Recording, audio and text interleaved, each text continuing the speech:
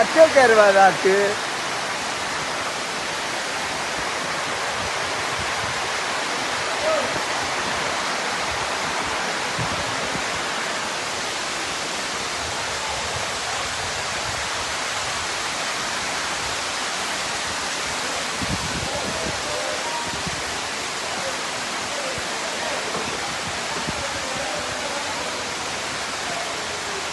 This is the position now in this meeting place.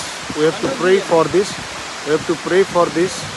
I request all the servant of God, men of God, cry unto God.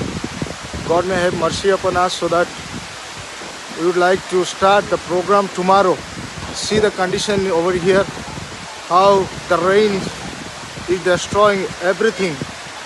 All this sabina, even this tin, upper of the tin, already fly. We are very painful situation. Very painful.